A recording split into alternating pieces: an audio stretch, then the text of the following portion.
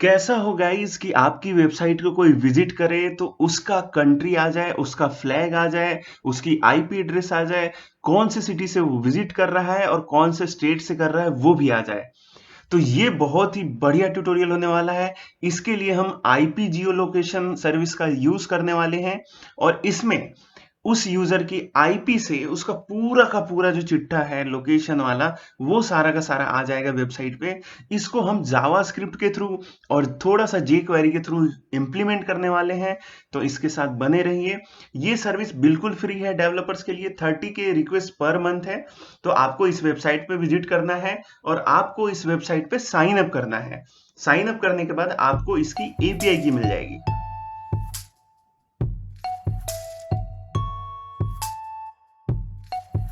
तो जैसे ही आप यहाँ पे साइन अप करेंगे, आपको एपीआई की जो है आपकी वो दे दी जाएगी, जो कि आपको कॉपी कर लेना है। मैंने यहाँ पे नोटपैड में कॉपी कर लिया है। यही एपीआई की जरूरत पड़ेगी हमें रिक्वेस्ट भेजने के लिए। अब इसके एपीआई के डॉक्यूमेंटेशन पे हम लोग जा रहे हैं। वहां पे ये देखेंगे कि इस एपीआई को यूज कैसे लेना है। हम लोग जियो लोकेशन एपीआई यूज कर रहे हैं, जिसके अंदर सिटी, कंट्री, बहुत सारी चीजें दी गई हैं। तो ये सी यू आर एल का जो है सिंटेक्स है। यहाँ पे C U R L basically curl request होती हैं, जो कि पीएचपी में भी सपोर्टेड है, जावास्क्रिप्ट मतलब बेसिकली नेटवर्क रिक्वेस्ट है।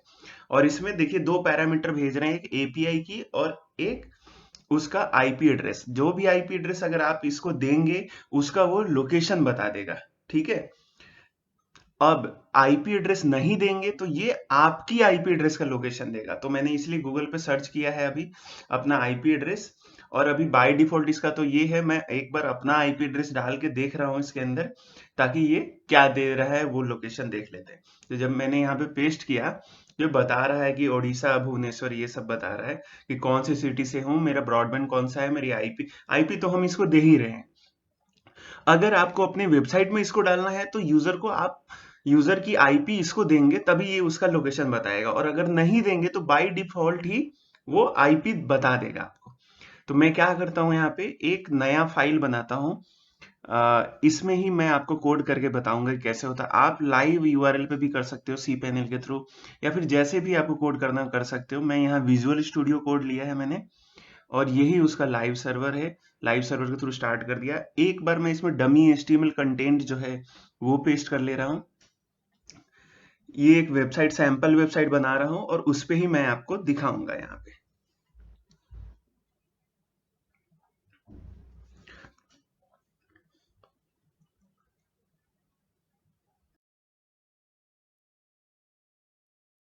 तो गाइस, जैसा कि आप देख पा रहे हैं, मैं यहाँ पे मैंने एक H1 टैग दिया है और इसके अंदर मैं अपनी सारी चीजें लिख देता हूँ। बेसिक जो अपना डमी लेआउट है वो मैं बना दे रहा हूँ कि किस तरह की मेरी वेबसाइट पे ये चीज दिखेगा। आप अपने हिसाब से अपना कस्टमाइज कर सकते हैं। और जिन भाइयों ने मेरा चैनल अभी सब्सक्राइब नहीं करा है, प्लीज इसको सब्सक्राइब करिए और वीडियो को लाइक और कमेंट करना ना भूलें, क्योंकि इस तरह के बहुत ही ज्यादा ही इंटरेस्टिंग वीडियोस कोडिंग से रिलेटेड, वेबसाइट के लिए या फिर एंड्रॉयड एप्लीकेशन के लिए या फिर एपीआई डेवलपमेंट हो, इस तरह की वेबसाइट लेके, या फिर फायर बेस हो, इस तरह की वीडियोस जो है आपको मिलेंगी। तो आप प्लीज एटलीस्ट लाइक और सब्सक्राइब जरूर करें इसमें। तो यहाँ मैं डमी बता रहा हूँ कि किस तरह से दिखेगा। तो सबसे पहले मैं यहाँ पे लिख रहा हूँ कि यू आर विजिटिंग फ्रॉम, और जो भी कंट्री रहेगा उसका वो आ जाएगा यहाँ पे। तो ये मैंने सैंपल बनाया है। और अभी आगे देखेंगे आप कि जे क्वेरी के थ्रू मैं एपीआई को कॉल करा रहा हूँ और डेटा को यहाँ पे इन्फ्लेट करूंगा, यानी कि डिस्प्ले करवा दूंगा। तो मैंने बेसिकली यहाँ पे आई करके, यानी कि इटैलिक स्टाइल में लिया है और इसको एक आईडी दे दी है, कंट्री। और इसी कंट्री के आईडी में जो है, जो अभी कंट्री लिखा हुआ, बाय डिफॉल्ट कंट्री ही लिखा हुआ, तो उस यूजर का जो कंट्री है वो हम डिस्प्ले करवा देंगे। ठीक है।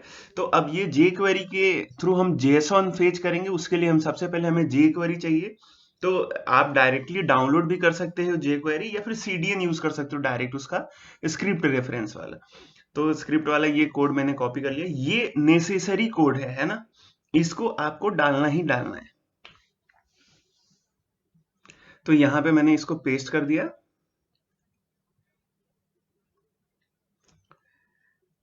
इसको पेस्ट करने के बाद हम अब जावास्क्रिप्ट लिखना स्टार्ट करते हैं। तो हम गेट जेसन मेथड जो है जावास्क्रिप्ट में, वो हम यूज करेंगे, जिसका पहला पैरामीटर जैसे कि आप जानते हो मैंने पहले भी बता रखा है आपको, इसमें आपका यूआरएल होता है वो जेसॉन यूआरएल हो, यानी कि वो यूआरएल जेसॉन डेटा सप्लाई कर रहा हो। और सेकंड जो होता है एक एनोनिमस फंक्शन हम ले लेते हैं जो कि डेटा करके एक आर्गुमेंट पास करेगा। तो यहाँ पे हम लोग उस डेटा को वो कर लेंगे। अब मैंने इसके अंदर डेटा वाला नहीं दिया है पैरामीटर, वो मैं डेटा पैरामीटर इसके अंदर दे देता हूँ। इससे क्या होगा कि हमारा जब भी डेटा आएगा वो हम यहाँ पे डिस्प्ले कराएंगे। तो एक बार इसके अंदर डेटा दे देता हूँ मैं, ठीक है। अब मेरा अभी मैं उसको सबसे पहले जितना भी रेस्पॉन्स आ रहा है एपीआई का उसको मैं पहले इसके अंदर कंसोल में लॉग कर लेता हूँ एक बार। तो ये जो डेटा है बेसिकली यही दिखना चाहिए मेरे उसमें, ठीक है। तो अब मैं चलता हूँ मेरे वेबसाइट पे और जैसे ही एपीआई हिट होगी, बेसिकली हिट हो गई, ये लाइव सर्वर हमेशा रिफ्रेश करते रहता है। तो अब कंसोल में देखेंगे आप कि मेरा ये ऑब्जेक्ट आ गया है, जेसॉन ऑब्जेक्ट। इसमें अंदर जो भी वहां पे यूआरएल था वो हमारा आ गया और पूरा का पूरा रिस्पॉन्स दिखाई दे रहा है। अब यही रिस्पॉन्स को हम उठा उठा के अपने वेबसाइट में डालेंगे। तो हम सबसे पहले क्या डाल रहे हैं, हम सबसे पहले उसका कंट्री डालेंगे, ठीक है। तो ये कंट्री का ये वाला है उसका की। तो हम चूंकि मेन आ रहा है हमारे पास डेटा, तो डेटा में ही हम लोग डॉट करके कंट्री वाला वो जो की है जेसॉन में वो डालेंगे। तो सबसे पहले हम अपनी आईडी सेलेक्ट करते हैं। ये कंट्री नेम नहीं होगा, कंट्री होगा, क्योंकि हमारे एचटीएमएल में डॉम में हमने कंट्री दे रखा है। तो ये वाली आईडी में इसका जो एचटीएमएल है उसको हम क्या डाल रहे हैं, डेटा डॉट। डेटा डॉट मतलब डेटा जो रिस्पॉन्स आ रहा है हमारे पास एपीआई से, और डॉट कंट्री नेम यानी कि उस एपीआई के अंदर कंट्री नेम करके कोई की है और उसकी जो वैल्यू होगी वहां पर डिस्प्ले हो जाएगी। और जैसे कि आप देख रहे हो, जैसे ही रिफ्रेश किया मैंने तो इसके अंदर लिखा हुआ आ गया है you are visiting from India, जो कि इंडिया है भी इसके अंदर, ठीक है। अब हम चाह रहे हैं कि इसका जो भी कंट्री तो आ ही रहे हैं, फिर उसका फ्लैग भी आ जाए, ठीक है। यानी कि उस कंट्री का जो है जो नेशनल फ्लैग है वो भी आ जाए रिस्पॉन्स में और हमारे वेबसाइट पे दिख जाए, ठीक है। तो मैंने एक नया आई करके टैग बनाया है और उसकी आईडी मैंने फ्लैग दे दी है। गाइज इस वीडियो को लाइक सब्सक्राइब जरूर करिएगा, बहुत मेहनत लगती है इस वीडियो बनाने में। और ये टेक्निकल चैनल है और इस पे वेबसाइट से रिलेटेड, एंड्रॉइड डेवलपमेंट से रिलेटेड, सभी से रिलेटेड जो है इस पे वीडियोस मिलेंगे आपको। अब इस पे मैंने इमेज सोर्स लगा दिया है फ्लैग के अंदर, ठीक है। तो हमारा जो डेटा डॉट कंट्री फ्लैग है इसके थ्रू हमारा आ जाएगा इमेज, उसका इमेज का यूआरएल आ गया। तो इस तरह से मैंने इमेज सोर्स में उसका कंट्री का फ्लैग का यूआरएल आ रहा है, बेसिकली वो यूआरएल दे रहा है, फ्लैग नहीं दे रहा। तो यूआरएल जब आप कॉल करेंगे तो फ्लैग आ जाएगा। तो जैसे ही रिफ्रेश करा हमने और उस कंट्री का फ्लैग आ गया। गाइस प्लीज वीडियो को लाइक जरूर करते रहिएगा और सब्सक्राइब भी साथ साथ करते रहिएगा। तो अब हमारे पास दो चीज आ गई, यूजर का कंट्री आ गया और यूजर के कंट्री का फ्लैग आ गया। अब देखते हैं और क्या कर सकते हैं। अच्छा, इसमें हम अपनी आईपी दे रहे हैं, अपनी आईपी दे रहे हैं, ऑलरेडी दिया हुआ है इसके अंदर। अब हमें क्या करना है कि यूजर की आईपी उसको सप्लाई करनी है। तो यूजर की आईपी या तो आप जावास्क्रिप्ट में आप देख सकते हो कि यूजर की आईपी एड्रेस कैसे ले, तो बहुत सारे स्टैक ओवरफ्लो पे भी इसके आंसर दिए हुए हैं।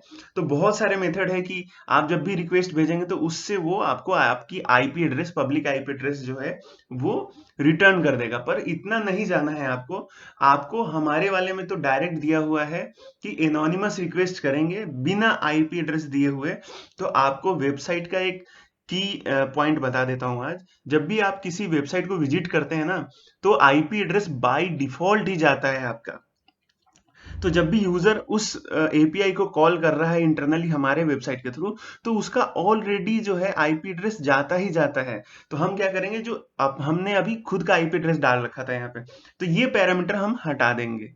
समझे, ये इसलिए हटाया क्योंकि बाय डिफॉल्ट इस एपीआई को जब भी कोई कॉल करेगा तो उसका आईपी जाएगा ही जाएगा। तो देखो जैसे अभी हमने हटाया, फिर भी उसका आईपी गया और ये आईपी बता दिया, यानी कि मेरे सिस्टम का आईपी उसके पास ऑटोमेटिकली चला गया। तो अब यहाँ पे कंट्री हो रखा है, फ्लैग हो रखा है। अब देखिए गाइस मैं क्या करता हूं, अब मैंने इसको ब्रेक करा।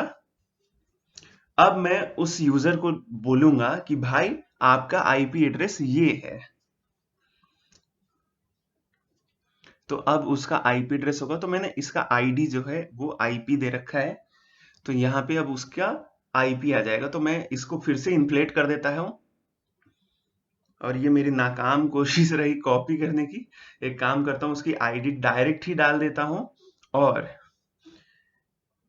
इसमें मैं इन्फ्लेट कर देता हूँ। तो डेटा डॉट आईपी ही है उसका जेसॉन रेस्पॉन्स, तो वहां पे हम डेटा डॉट आईपी ही लिख देंगे, क्योंकि देखो डायरेक्ट आईपी से ही उसका आईपी आ रहा है। अच्छा, आपको जेसॉन को कैसे यूज करना ना, अगर ये ट्यूटोरियल चाहिए तो प्लीज कमेंट में जरूर बताइएगा कि ये रेस्पॉन्स कैसे मैं लिख रहा हूँ, क्योंकि ये हो सकता है कई सारे लोगों को नहीं समझ में आ रहा हो। तो गाइज अभी जैसा कि आपने देखा कि डेटा डॉट आईपी डाला, तो वहां वेबसाइट में दिख गया कि उसका आईपी एड्रेस क्या है।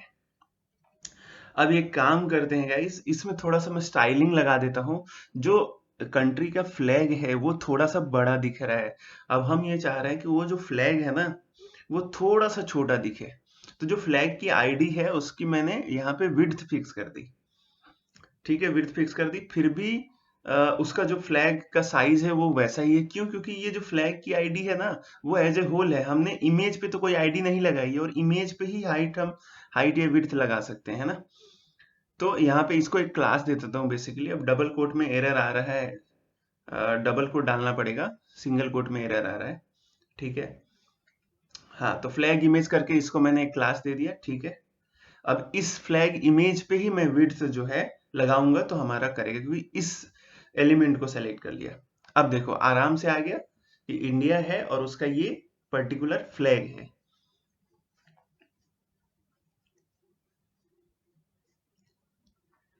अब मैंने एज ए होल को पूरे को भी एक क्लास दे दिया। थोड़ा सा अब इसके अंदर डेकोरेशन कर रहे हैं, क्योंकि कंट्री आ चुका है गाइस, हमारे पास फ्लैग आ चुका है और उस यूजर की आईपी एड्रेस आ चुकी है। तो मैंने इसमें थोड़ा सा बॉर्डर लगा दिया है। We have applied dashed border with colour green. तो ये इस तरह से आ गया है। अब हमें थोड़ा सा विड्थ देना पड़ेगा। थोड़ा सा विड्थ देता हूँ। ये सब थोड़ा सा डेकोरेशन है। मेन काम गाइस हमारा हो गया कि इस एपीआई को यूज कैसे करना है। अब मैं इसमें थोड़ा सा डेकोरेशन कर रहा हूँ कि थोड़ा विड्थ दे दिया, थोड़ा बॉर्डर दे दिया। अच्छा, एक चीज और मिसिंग है, इसके अंदर हमें उस यूजर का सिटी भी दिखाना है थोड़ा सा, और उस यूजर का जो है कौन सा आईएसपी है, यानी कि कौन से ब्रॉडबैंड से या कौन से मोबाइल नेटवर्क से वो हमारी वेबसाइट जो है विजिट कर रहा है। ये सब रेस्पॉन्स में दिया हुआ है। उसका जो जेसॉन का रेस्पॉन्स आ रहा है एपीआई कॉल करवाने के बाद, तो उसमें दिया हुआ है। बस ये सब मार्जिन वार्जिन ये तो थोड़ा हम अलग से दिमाग लगा दे रहे हैं। तो ये सब एक थोड़ा सा एक स्टाइलिंग चीजें हैं, स्टाइल की चीजें हैं। तो आप इसको गाइस इस वीडियो को लाइक जरूर करिएगा। बहुत मेहनत से वीडियो बना रहा हूँ। तो अब इसको थोड़ा सा स्टाइल कर देता हूँ।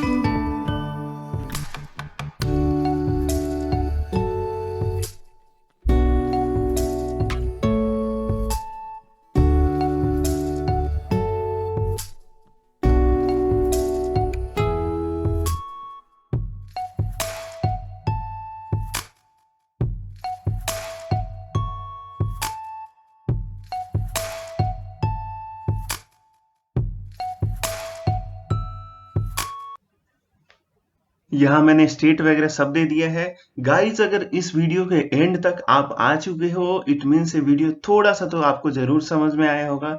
अगर आपको समझ में आया है तो प्लीज इस वीडियो को लाइक करिए, चैनल को सब्सक्राइब करिए, और ऐसे ही बहुत ही सारे मजेदार वीडियोस के लिए आप हमें कमेंट कर सकते हैं कि आपको वेबसाइट और एंड्रॉयड डेवलपमेंट से रिगार्डिंग कोई भी वीडियो चाहिए तो आप हमें जरूर बताइए कमेंट करके।